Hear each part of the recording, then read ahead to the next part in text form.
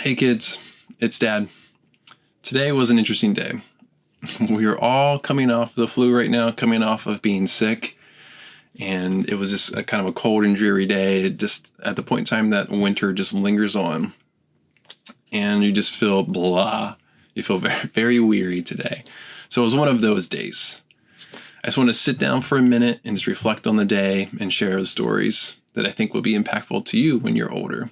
And for those of you not a part of my family, I'm a father of a daughter and a foster son. And I'm just a normal dad that screws up literally every day. And this is a part of my video log to my children for when they grow up someday that they can look back and reflect on. And for anyone else that found their way here and has a broken relationship with their father, I hope you find comfort here. And I'm glad. I'm glad that you're here. I had brokenness too.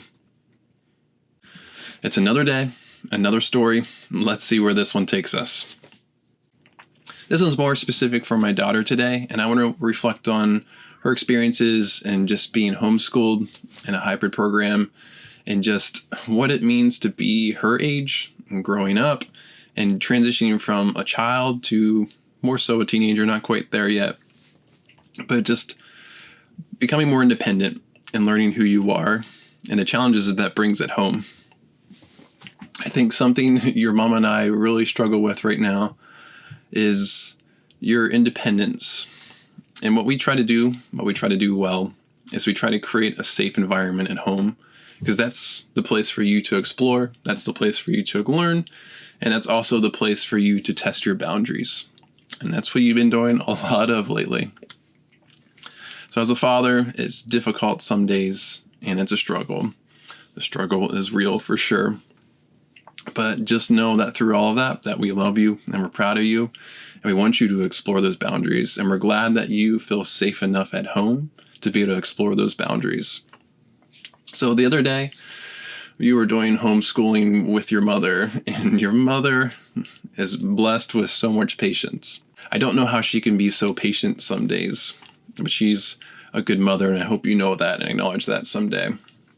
You're a child. Like I said, testing your boundaries. But with homeschooling, it's a different environment. You're now at home with your mother at times, half of the week, and you're trying to learn how to manage your time and fit your productive work into your day, while also finding time to rest and play and enjoy being creative. So the other day, your mother was going through some lessons, and it sounded like it was getting worse and worse and worse. And I'm right under you guys working from home, but I hear your conversations upstairs. And there's something that also happens in children as they grow, and every child is different and unique, but there's a stage where you want to hit things. You want to let out your anger and frustration in certain ways.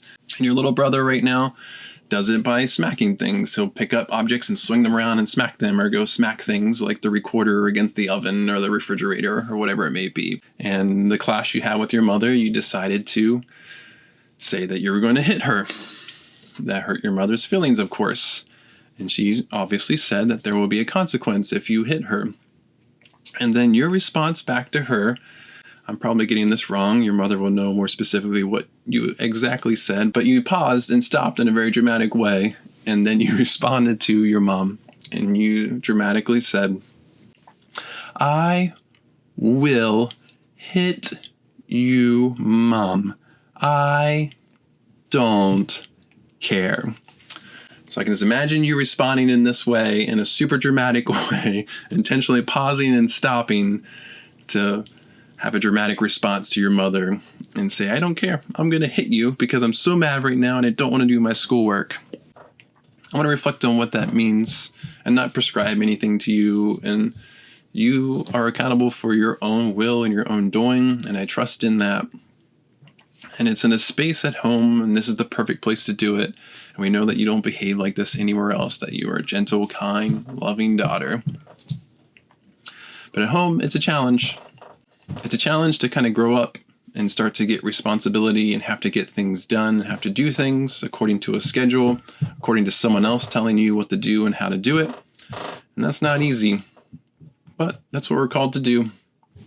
And as we get older, I think it's important for us to reflect on our responsibility to our neighbors, our community, our culture, our society, whatever it may be, but a responsibility to others, and that we're called to love each other.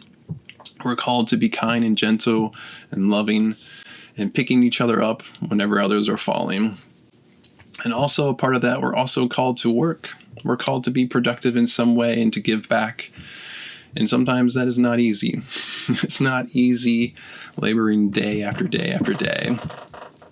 But that repetitive day after day is a part of what makes us human. It's a part of what makes us move forward. And we have this great ability to kind of reset every day. And that's why we need rest as well. But every day is a new day, and we reset. And we're really good at doing mundane things over and over again over time, just because we have this ability to rest and reset every day. But it's not easy laboring day to day, and it's not easy doing the things that we're called to do. And we see every day how strong of a will that you have to be independent, to take over things, to want to control things, which will come with other pros and cons someday. But you want to be in charge, and you want to also be accountable for the things that you do. And we see how creative that you are, and we know that that's going to be a blessing to others. So that's my story I want to share with you today. And it was just an interesting moment you had with your mother and your dramatic response to your mother. We can laugh about it in the past. I'm sure in the moment your mother was not very happy about it. Maybe she did want to laugh in the moment, but held it back because she knew that wouldn't have helped the situation. But these are the funny little things, the little moments that happen every day that I think are super meaningful to you and to your family and everyone around you. So just know this, that we are proud of you and we love you. And I can't wait for you to see this someday.